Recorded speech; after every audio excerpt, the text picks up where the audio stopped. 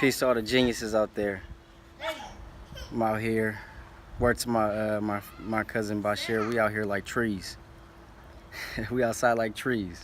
Peace to all the geniuses. I'm just chilling with the fam at the pool, having a beautiful summer day. But there's something real quick I want to address. Real quick. I'm about to turn up a little bit. I'm not gonna lie about it. Y'all go ahead, y'all doers, go ahead and share this to all the providers out there. The doers and providers, go ahead and share this video already. Just get it done with. I know you can do it. I've been on YouTube before. You can share real quick, all right? So I want to address in the comments one of my students from Madison, David Chavez. I got a lot of respect for him. I want to address a question that he is. It's a real question, but I want to address it. It was a two-part question. He said, if Ms. Johnson is a racist, why would she work with at a school with no white students, right? That's the one part. And then the second part is why would if Ms. Johnson was racist, why would they hire her?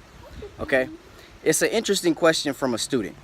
If it was coming from an adult, I would flame you. I would roast you. But it's from a student, so I respect this student. So I want to be able to address it. I respect all students who want to learn, straight up. And I know that he's asking it from a sincere place. He's not asking if, I don't know, sarcasm, I don't know, hatred. He really wants to know. So I want to be able to break it down. And it's actually a great follow-up because in our class, we've actually discussed the difference between racism, prejudice, and discrimination, right? And so it's a three-tier, it's three levels to those two forms of, I would say, oppression, okay? And so when you're looking at a person, individual, or you're looking at a system, it's three tiers. You have at the top, it'd be prejudice, right? Which is just prejudging someone based off of their race, religion, whatever have you. And then you have discrimination. That goes into your decision making. When you discriminate against somebody, that's being prejudiced, right? But also it goes into the decisions. Now you're discriminating against them in your decisions based off of their race, class, you know what I'm saying, basically the amount of money they make, or you know, the religion, right? And now the third level, most black and brown folks cannot be racist because of this third level, and I'll tell you why. Okay, racism has to do with the above two, prejudice and discrimination, but it can only exist in from a level of authority or power. Meaning somebody who doesn't have authority cannot be racist because none of their decisions are going to affect a group of people as a whole. Okay?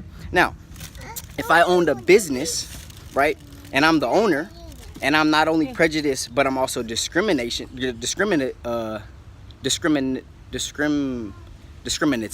okay, excuse my grammar. But if I'm a prejudiced and I'm also discriminative, all the decisions I make will affect my employees, meaning I'm now a racist, okay? Now, as I'm addressing David Chavez's question, he asked, if Ms. Johnson is racist, why would she work at a school where there's no white children? Now, like I said, power dynamics, okay? Now, this question, the reason why I would flame the adult, I would turn up on the adult. Why? Because this question is similar. What's up, genius? This question is similar to a white person saying I'm not racist because my best friend is black. Okay, it's very similar. That's nonsense. But since I respect you as a student, you want to learn. I want to address it correctly, okay, and respectfully, okay. When you understand racism, now it being a power dynamic. Somebody, first off, I really don't know. You would have to ask her. I'm going to be honest with you. I don't know why anybody would do that, okay? Unless we look at it and we define racism as a power dynamic, okay? And a power structure. Now, she's placed in a position of administration, right? She's not there cleaning. She's not the janitor, or she's not the librarian. Administration, meaning she has an illusion of authority, okay?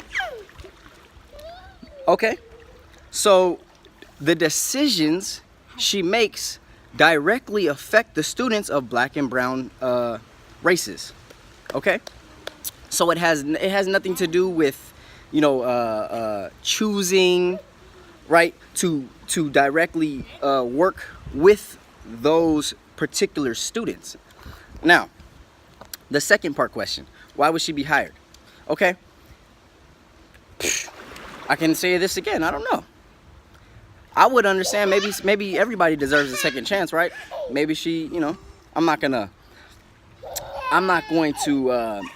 answer the question based off of my documentation, right? That's for, I would challenge you to find out, why would somebody be hired into your school space who has previous allegations and documentations of having racist behavior?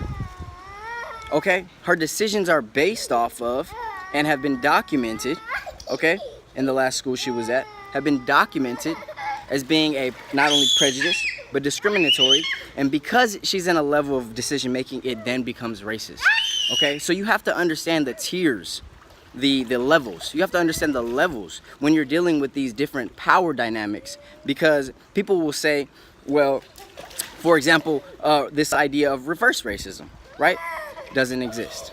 Okay, so I want you to, when you're asking me anybody, welcome. I welcome all questions. Okay, but I want them to be sincere. Ask me sincere questions, because I'm going to answer you sincerely. I want you to understand exactly where I'm coming from. I'm not speaking at this because I'm personally hurt, right? And I welcome the haters too. You're welcome. You can knock at the door. I'll open it. Why? Because y'all gonna learn something too. You know, you want a little bit of attention? It's okay, I got you. Come on. Come on. I'll give you some attention. That's what you want? You want some attention? I'll get to you. It's nothing. It's nothing. Your questions are welcome. Your comments are welcome. But hey, look, check it out. Be public about it. You know what I'm saying? Address me. Be public about it. Or address me personally. Okay? But I'm going to hear and I'm going to see. I'm tapping into all 5 of my senses.